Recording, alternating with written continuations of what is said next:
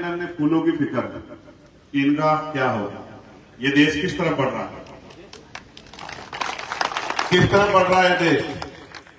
हमें आने वाली नस्लों को जवाब देना है कि जिस देश के लिए क्रांतिकारियों ने बलिदान दिए थे कि आज ये देश उसी तरफ बढ़ रहा है या किसी और दिशा में बढ़ रहा है।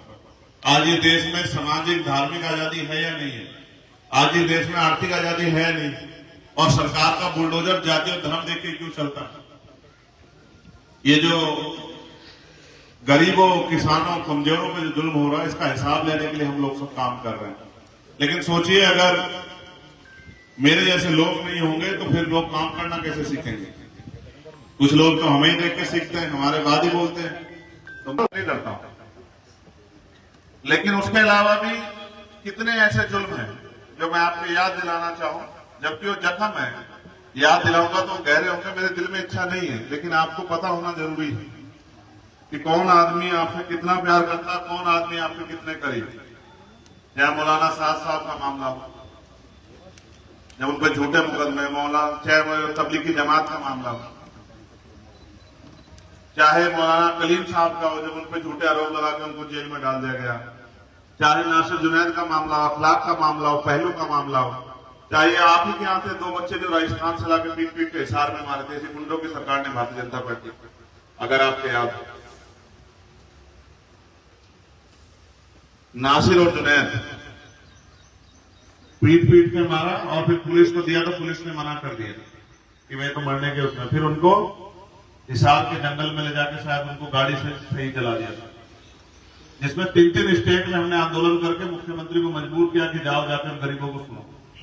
मैं बात आपको इसलिए बता रहा हूं कि आपके मन में 100 सवाल हो सकते हैं, मगर मैं आपको गवाही देकर कह सकता हूं कि सोहेल को अगर आपने ताकत दे दी तो कोई गुंडा आपकी तरफ आंख नहीं उठा पाएगा। मेरी बात को याद रखना।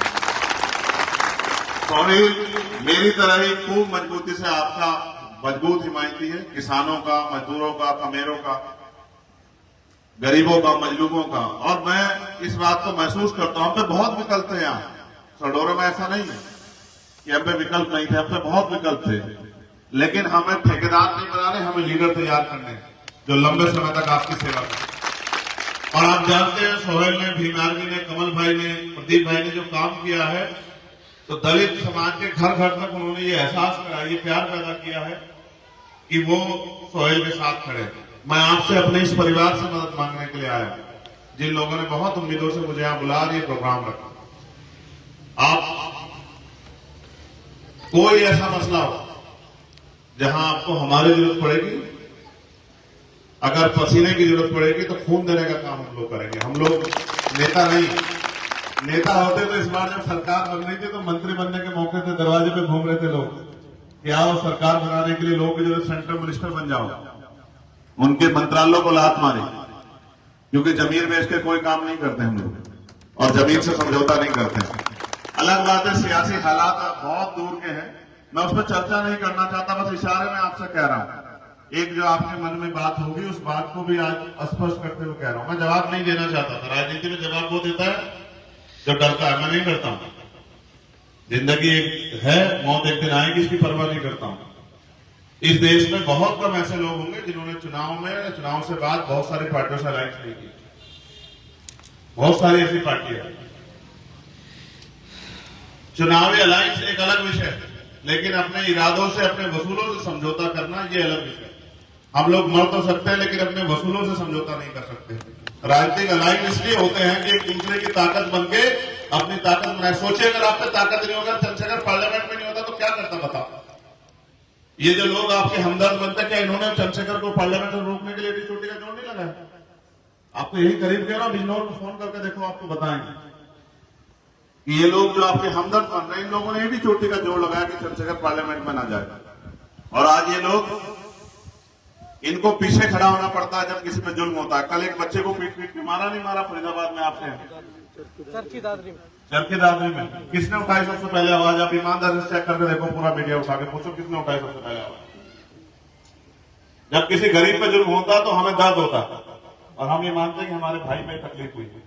और हमने कहा कि सरकार अगर बुलडोजर और ये पशुओं के नाम पर जो हत्या हो रही है अगर इनको नहीं रोक सकती तो उनको कुर्सी बैठने का अधिकार नहीं। लेकिन आप पे तो मौका आन पड़ा, आप इनको जो कुर्सी पे बैठते हैं हमारे लोग वो जुल्म करें, इनको उखाड़ फेंको, ऐसा उखाड़ फेंको कि अगले कई योजनाओं तक इनको खबर भी ना।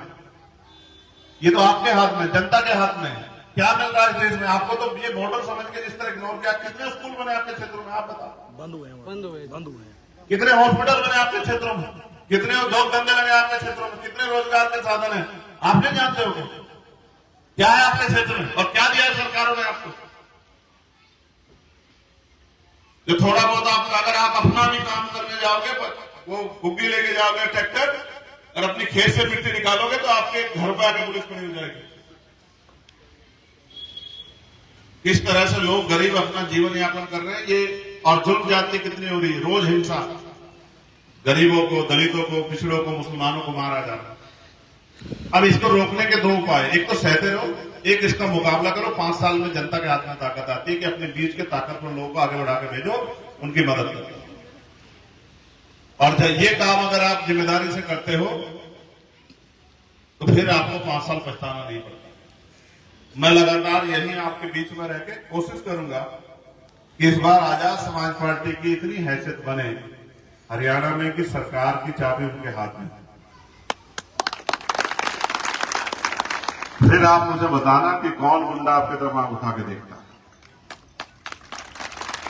मैं बहुत जिम्मेदारी से आपसे कह रहा हूं, आप लक्ष्य बना के इस लड़ाई में हमारी मदद करो और हमें काम करने का मौका दो। भीम आर्मी 26-27 स्टेटों में जुल्म के खिलाफ लड़ रही है और आजाद समाज पार्टी भी धीरे धीरे आगे बढ़ रही है। हम लोग राजस्थान लड़े थे और बहुत कम वोटों से चुनाव हारे। वो दर्द मुझे अभी तक है, कहीं 5,000 से, कहीं 7,000 से, कहीं 11,000 से। मैं सोचता था कि मुझसे पहले कोई इस आंदोलन से जीत के जाए। अगर मुझसे पहले कोई जीत के जाता तो मेरा काम कम हो जाता कि वो पार्लियामेंट असेंबली में आवाज उठाता और मैं सुकून से इस काम को करता। लेकिन मुझे भरोसा है कि सढौरा जो मेरा बिल्कुल घर है, मेरा परिवार है, और जहां से मेरा छोटा भाई सोहेल जो है आपके बीच में मैदान में आएगा, मुझे भरोसा है कि उसकी मेहनत और मेरी मेहनत को आप लोग इस बार जो है कामयाब करने का काम करोगे।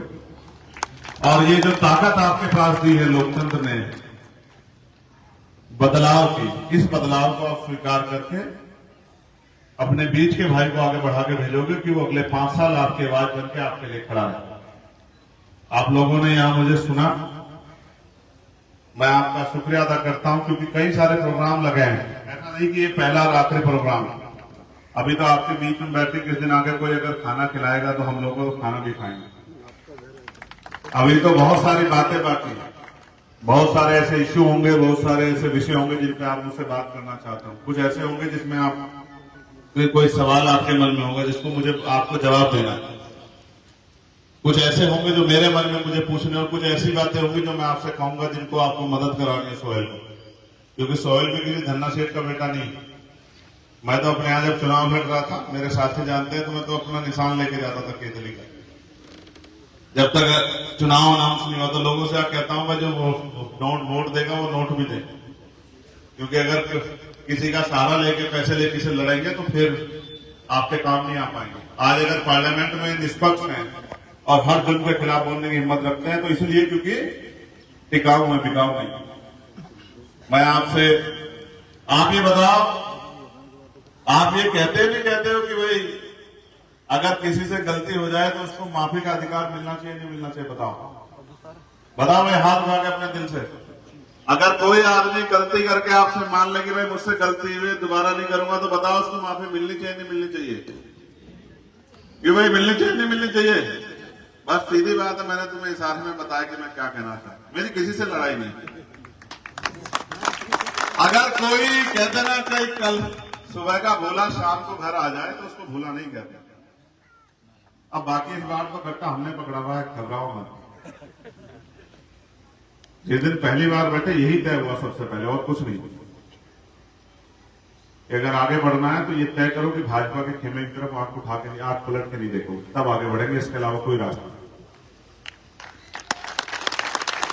हम सब कुछ कर सकते हैं, लेकिन सिद्धांतों से समझौता नहीं कर सकते। और सोचिए कि अगर हमारी मेहनत को आप लोगों ने आगे बढ़ा दिया तो अगर सोहेल जैसे 5-7 लोग भी असेंबली में होंगे तो बताओ आपके क्षेत्रों की आवाज उठेगी नहीं उठेगी? बताओ। मुझसे कहते थे लोग कैसे उठाओगे आवाज, हमने कहा देख जाने तो फिर बताएंगे आवाज कैसे उठा। तो मैं आपका शुक्रिया अदा करता हूं, मैं धन्यवाद करता हूं यामीन कासमी साहब का, अब्दुल सत्तार साहब का, असलम कल्याणपुर भाई का, इरफान सरपंच जी का, बिल्ला गुजर जी का। ये बिल्ला गुजर नाम है। देखो मैंने गुजर रेजिमेंट की भी मांग की है तुम लोगों के लिए, ये गुजर रेजिमेंट बननी चाहिए। आ जाओ। रफी भाई का, ये क्या नाम है भाई? अच्छा रफी पर बोलिए। तो मैं आप सबका शुक्रिया अदा करता हूं। बहुत समय है, आपसे बहुत कुछ सीखना है, आपको बहुत कुछ बताना है, लेकिन इस भरोसे के साथ कि जैसे आपने वहां मेरा साथ दिया था, एक मौका मुझे आप यहां सडोरा में भी जरूर दें। फिर मैं आपको दिखाऊंगा कि चंद्रशेखर आजाद क्या कर सकता। भाई ये तो मुझसे भी कद में लंबा, जरा इधर आ रहा था, ये तो मुझसे भी कद में 4 इंच लंबा ही होगा। ये मुझसे भी 4 इंच लंबा ही है, लेकिन ये इसे आप देख के कह सकते हैं तब ये राजनीति में नहीं था जब भी आपके लिए खड़ा था। और आप जानते हो इस देश में कमजोरों की आवाज बनने की कीमत चुकानी पड़ती नहीं पड़ती। जिन जेल मुकदमों सरकार डराती है उनसे तो हमने वो जेल मुकदमे तो इतने हैं हम पे कि गिनती करते करते जो है अधिकारी की कलम खत्म हो जाती है। मुकदमों से नहीं डरते, जेल से नहीं डरते, बस इस बात से डरते कब तक जुल्म सहते रहेंगे, हमें तय करना है हमारी आने वाली नस्लों क्या होगा। मैं आया था ना कासिम भाई, तो बच्चे मुझे वो दे रहे थे फूल। कहाँ है बच्चे? छोटे छोटे बच्चे थे और छोटी छोटी बच्चियां थी। अपने से ज्यादा इन नन्हे नन्हे फूलों की फिक्र है कि इनका क्या होगा, ये देश किस तरह बढ़ रहा है, किस तरह बढ़ रहा है देश। हमें आने वाली नस्लों को जवाब देना है कि जिस देश के लिए क्रांतिकारियों ने बलिदान दिए थे कि आज ये देश उसी तरफ बढ़ रहा है या किसी और दिशा में बढ़ रहा है। आज ये देश में सामाजिक धार्मिक आजादी है या नहीं है, आज ये देश में आर्थिक आजादी है या नहीं, और सरकार का बुलडोजर जाति और धर्म देख के क्यों चलता है। ये जो गरीबों, किसानों, कमजोरों पे जो जुल्म हो रहा है, इसका हिसाब लेने के लिए हम लोग सब काम कर रहे हैं। लेकिन सोचिए अगर मेरे जैसे लोग नहीं होंगे तो फिर लोग काम करना कैसे सीखेंगे। कुछ लोग तो हमें ही देख के सीखते हैं, हमारे बाद ही बोलते हैं।